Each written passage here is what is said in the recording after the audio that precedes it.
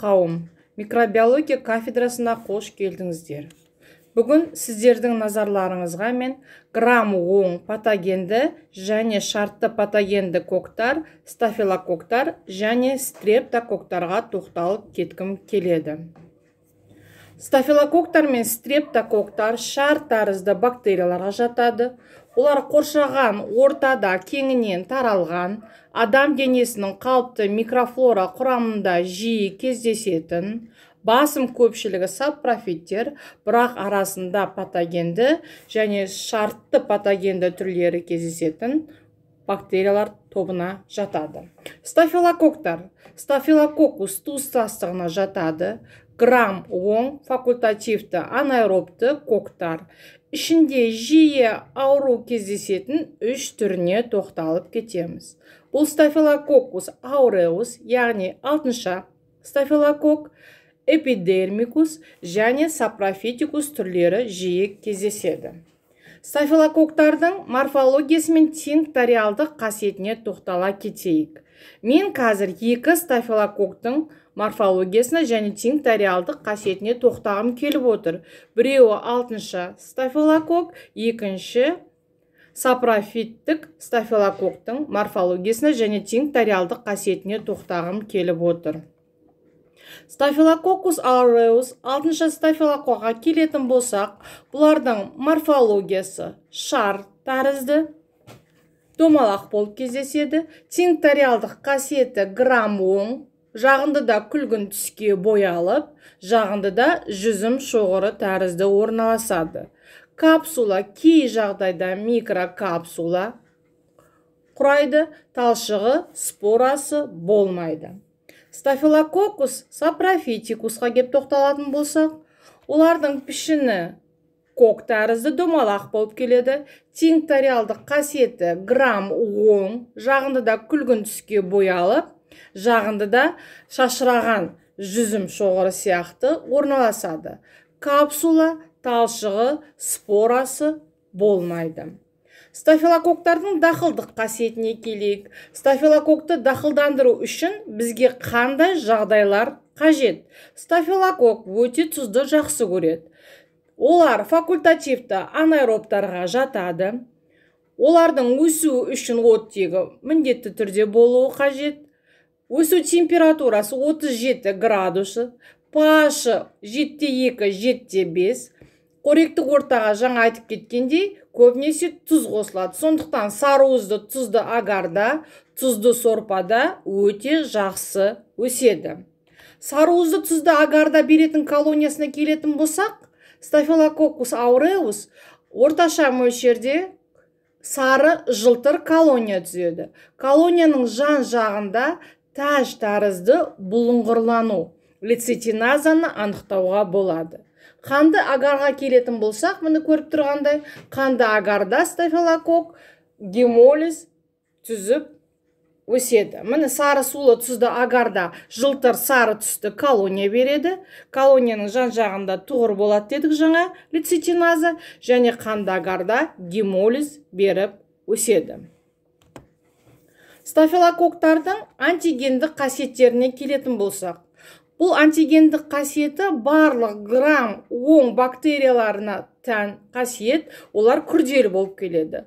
Оларда пептидогликан, жасуша қабырғасының тихой қышқылы, түр спецификалық агглютиногендер, ұлпа түзуші фактор, капсулалық антиген болады. Түр спецификалық антигендері стафилококкус ауреуста риба тихой қышқылы, эпидермикуста глицерин тихой қышқылы, сапрофитикуста 2 түріде кездеседі. Стафилококктардың патогенділік факторы. Олардың ішінде экзотоксиндерге тоқтай кетейік. Экзотоксиндердің ішінде А және Б эксфолитиндер түзеді. Ол терінің күйік тәрізді синдромын тудырады. Лейкоцидин бөледі. Ол лейкоциттерге әсер етеді. Цитотоксикалық әсер бере отырып. Токсикалық шок синдромының токсиндері. Олар судың сіңірулерін, яғни шекте циклік амеев аденолат монофосфатаза синтезін ингибирлеу нәтижесінде судың және тұздың кері сіңірулерін тежей отырып, адамда диарея тудырады, токсикалық шок синдромын туғызады.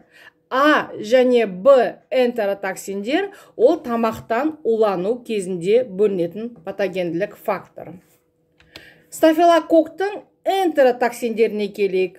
Энтеротоксиндердің қасиеттеріне келетін болсақ, оларда арнайы антиген, оларда термостабильділік қасиетке ие, формалинге тұрақтылық қасиетке ие, ас қорыту ферменттеріне тұрақты, pH 4,5-нан 10-ға дейінгі аралықтағы pH-та тұрақты болып келеді. Стафилококктардың энтеротоксиндері. Сондықтан бұлар супер антигендік қасиетке ие болған. Стафилококктың патогенділік факторы, яғни ферменттеріне тоқталайық.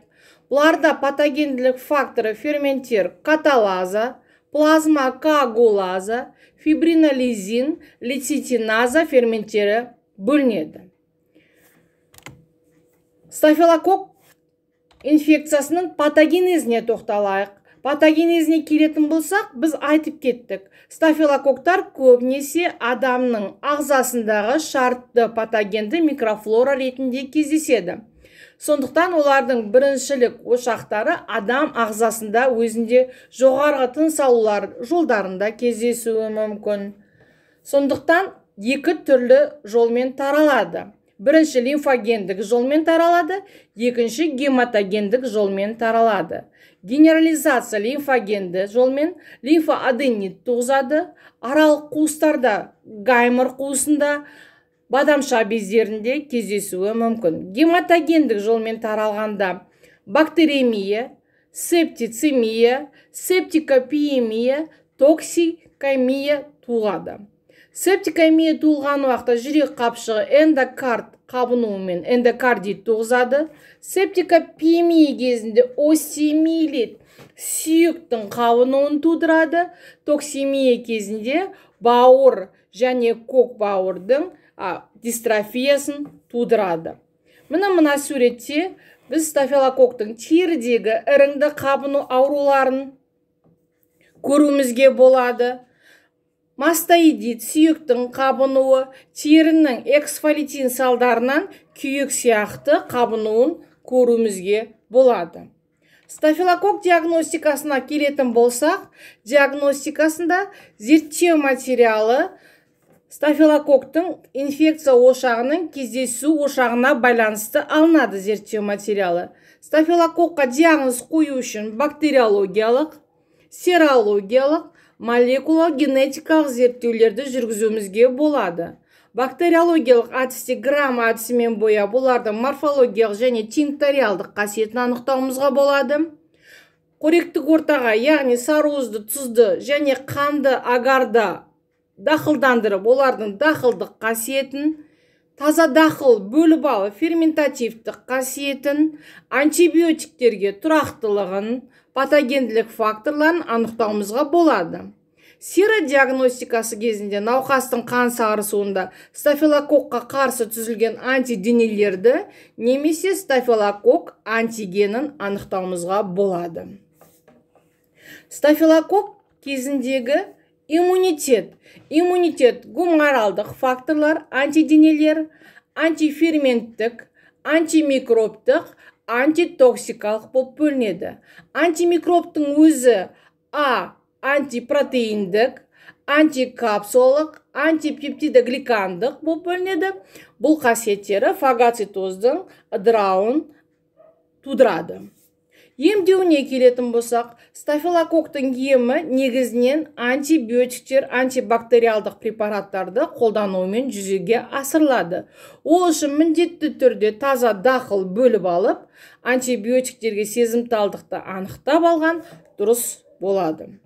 Профилактикасына келетін болсақ, алдын алу шаралары, біз жаңа айтып кеткендей, стафилококктар адамның шартты патогенді микрофлорасына жататын болғандықтан, адамдардың міндетті түрде хирургия және перзентхана бөлімінде жұмыс істейтін қызметкерлердің осы стафилококк тасымалдаушылығын анықтап отыруымыз керек. Олардың сандық және сапалық көлемі ұлғайған кезде оларды міндетті түрде санация жасауымыз керек, санитарлық гигиена ережелерін қатал сақтауымыз керек. Иммунитеті төмендеген науқастарға белсенді иммунитет қалыптастыру үшін стафилококктық анатоксин, пассивті иммунитет қалыптастыру үшін стафилококктық иммунды глобулин немесе донорлық гипериммунды стафилококкқа қарсы плазма иммуностимулятор қолдану керек. Келесі біздің кок стрептококктар. Стрептококкус туыстастығына жататын грамм 10 факультативті анаэробты коктар. Олардың түрлері өте көп. Біз мына кестеде жиі кездесетін түрлерін бердік. Морфологиялық және тинктариалдық қасиетіне келетін болсақ, стрептококктар коктарға жатады домалақ пішінді. Тинктариалдық қасиеті грамм 10, жағындыда күлгін түске боялады. Жағындыда тізбектесіп, маржан мұршағы тәрізді орналасады. Кей түрлері пневмококктар екі-екеуден жұптасып, диплококк ретінде орналасады. Капсулаға келетін болсақ, стрептококктардың ішінде пневмококктар қалың капсула түзеді. Талшықтары жоқ, спора түзбейді. Стрептококктардың дақылдық қасиетіне көбейік. Олар факультативті облигатты анаэробтар, микроаэлофилдар. Мысалы, пневмококктар қатаң анаэробтар, оттегі жоқ жерде ғана өседі. Өсуіне керек жағдайлар 37 градуста өседі. Қоректік ортаның pH 7-2-ден 7-5-ке дейін болуы қажет. Қоректік ортада көбінесе қанды немесе қан сарысуы қосылған агарда жақсы өседі. Септикалық жағдайларда науқастан қан алған жағдайда қантты сорпада өсіреміз. Өсу уақыты 24 сағат. Қанды агарда өскенде стрептококктар альфа, бета және гамма гемолиз беріп өседі. Мына суретте көрініп тұрғандай. Стрептококктың антигендік қасиеттері. Антигендік қасиеттері өте күрделі. Полисахарид негізіндегі субстанциясы бойынша стрептококктар 20 серологиялық топтарға бөлінеді. Адам бастап кестеге сәйкес. Адамда жиі инфекция туғызатын А тобына жататын стрептококктар болады. Себебі бұларда фагоцитозға тұрақтылық қасиет бар. Спецификалық ауыздық антиген М, П, Т, М ауыздары оларда түр спецификалық болып келеді. Стрептококктың патогенділік факторларына келетін болсақ, олар микрокапсула, пневмококктарда кәдімгідей қалың капсула, жасуша қабырғасының компоненті, оларға М антиген жатады, кардиогепатиттік токсин. Агрессия ферментіне келетін болсақ, О, стрептолизин, гиалуронидаза, стрептокиназа, ДНКаза, надаза ферменттері бөлінеді. Стрептококктық инфекцияға келіп патогенезіне келіп тоқталатын болсақ, стрептококк жедел, стрептококктық аурулар созылмалы және пневмококкқа тоқталып кетсек болады. Жедел стрептококктық инфекцияға скарлатина, яғни жаншау, тілме, баспа, импетиго, жедел гломерулонефрит, жедел және жедел асты бактериалдық эндокардит, туғаннан кейінгі сепсистер жатады. Созылмалы стрептококктық ауруларына келетін болсақ, бұл ағзада жүретін көбінесе екіншілік үрдіске жатады. Оларға ревматизм және созылмалы танзилит, жедел және созылмалы іріңді қабыну ауруларын жатқызуға болады. Пневмококк. Қазіргі таңда пневмококк өте жиі кездескен, жиі таралған аурулардың бірі болып кездесіп отыр. Олар жас балдардың арасында және қарттардың арасында жиі кездеседі. Пневмококктар көбінесе пневмония ауруын, отит құлақтың қабынуын, гайморит сияқты, менингит сияқты аурулардың жиі тудырып отыр. Міне стрептококктардың тудырған инфекцияларының клиникалық көріністеріне көз жүгіртіп кетейік.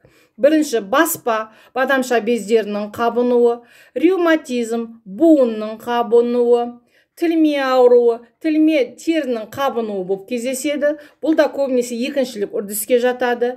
Терінің іріңді қабыну ауруы, стрептодермия терінің қабынуы және жаңа туылған нәрестедегі стрептодермия аурулары берілген.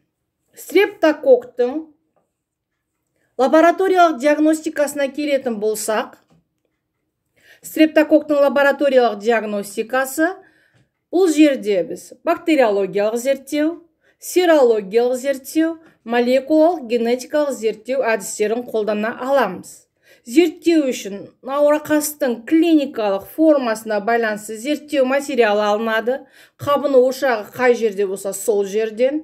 Бактериологиялық зерттеу кезінде грамм әдісімен бояп, жағынды жасап, бактериоскопия микроскоп арқылы бактерияның тинкториалдық және морфологиялық қасиетін анықтай аламыз. Қоректік ортаға қанды, қантты, сарысулы агарларға себу арқылы таза дақылын бөліп аламыз. Таза дақылдан бактерияның антибиотиктерге сезімталдығын, ферментативтік қасиетін анықтауымызға болады. Серологиялық диагностикада науқас қан сарысуындағы антигендерді немесе стрептококқа қарсы түзілген антиденелерді анықтауымызға болады. Стрептококтан кейінгі иммунитетке тоқтала кетейік. Стрептококтан кейін олардың ішінде жаншаумен, яғни скарлатинамен ауырып тұрған науқастарда тұрақты иммунитет сақталады. Стрептокок қоздырғышының басқа түрлерінде адам ағзасында иммунитет тұрақты болмайды. Стрептококтардың емдеуіне тоқталатын болсақ, стрептококтардың емі антибиотиктермен емдейміз. Антибиотиктерге сезімталдығын таза дақыл бөлу арқылы қағаз дискілік әдіспен бактериологиялық және бак анализатор арқылы антибиотиктерге сезімталдығын анықтап, сол антибиотиктермен емдеуімізге болады. Алдын алу шараларына келетін болсақ, қазіргі таңда біздің Қазақстанның күнтізбесінде пневмококқа қарсы вакцина бар. Ол жас нәрестелерге салынады және қажет болған жағдайда қалауынша үлкен кісілерде салдыруына болады. Стрептокок қоздырғышының басқа түрлеріне арнайы спецификалық профилактика жоқ.